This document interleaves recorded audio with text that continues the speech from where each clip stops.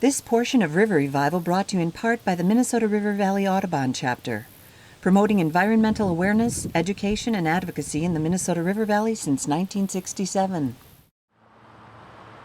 The Minnesota Valley National Wildlife Refuge was one of the first created in an urban area.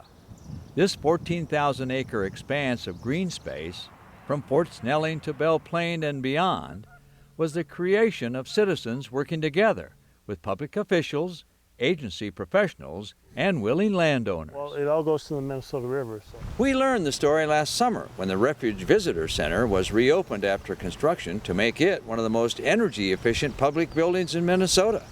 Well, I'd like to welcome you all this afternoon to Minnesota Valley National Wildlife Refuge. Together with the Mississippi National River Recreation Area are two priceless treasures in our metropolitan area. The species variety that's able to live in this valley is amazing. This is our catbird. This is a gray catbird.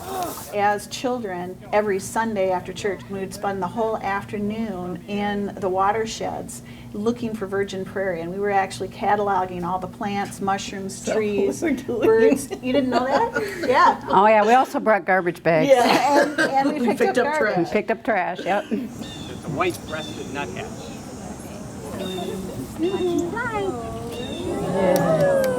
I was on the Fish and Wildlife Service's National Planning Team, and we were planning national wildlife refuges all over the nation.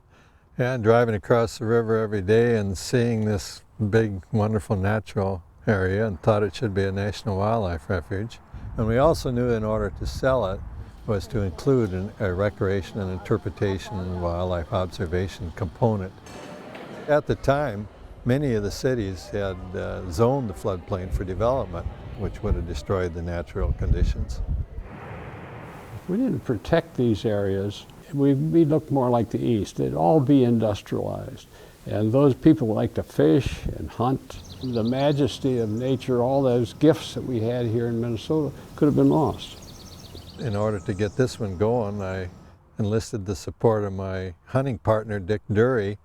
We crossed the river and got help from Elaine Malott and the Bloomington Natural Resources Commission. Elaine was the chairperson. So I knew how she operated and how effective she was. And when Elaine Malott and Mary Alice saw, the value of bringing a citizens committee to try to make this a national wildlife refuge, we were pretty well primed. And then Elaine and myself and a few others presented it to Senator Mondale, and he offered to introduce it if we could get endorsement up and down the river. We went to all of the schools in our age range, so all of the senior highs, all of the junior highs. We went up and down the river. We must have made about 30 or 40 presentations getting endorsements. Walking street by street and talking to people about it to get that kind of neighborhood and community support. And it was a really important civic message that we carried to the elementary, junior high, and senior highs was that you can make a difference. Senator, I don't know if you met Jane. People understood the value and the importance of having some natural woodland and natural areas for the native animals that live here. Then we took that back to Mondale and showed him that there was community support, and finally he introduced the legislation after he had a hearing out here. I had the honor of being the one to present the book, The Lorax, to the congressman at that point, and asked them to read it because it had a lot of the values and how we felt about the area, that we needed to speak for the trees. I have very pleasant recollections about that hearing. I think it helped.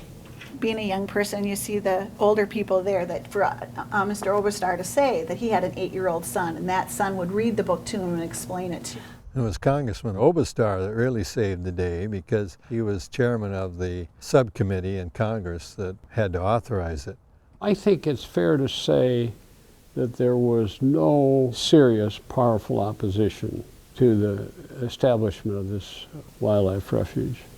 It was the area that we needed to protect. The professionals that helped shape it knew what they were doing. But we had enough political muscle with Mondale and Oberstar to get it introduced into Congress and eventually passed. Just think, just over the lip of that airport with the highways going by, and yet tremendous, tremendous wildlife area.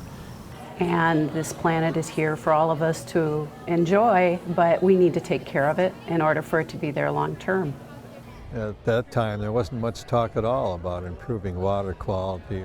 And since then, there's been a lot more attention paid to it. I'm Yulia Mary Allison's daughter. Oh, no kidding. So I knew you from a long time. The refuge is sort of a barometer of the health of the Minnesota River. Stormwater, sewage, sedimentation, pesticides, all of that impacts the refuge.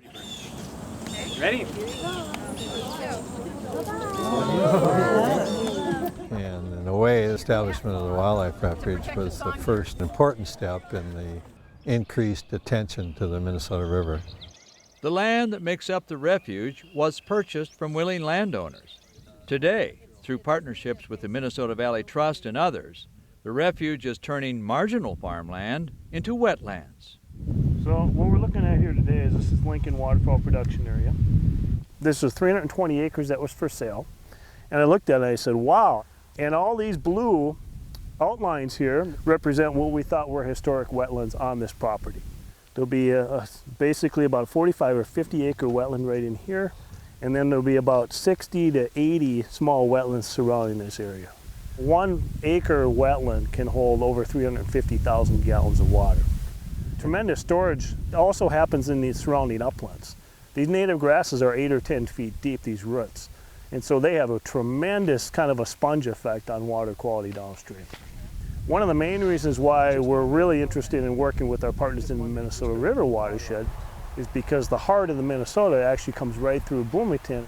And so whenever we're doing work in the Minnesota River watershed, we're in essence improving that water quality, which is 100 miles away downstream. Anything that's done to improve the water quality and environmental quality of the river valley upstream is going to help this refuge as well as the upper Mississippi refuge starting at Lake Pepin and going on down to the Gulf of Mexico.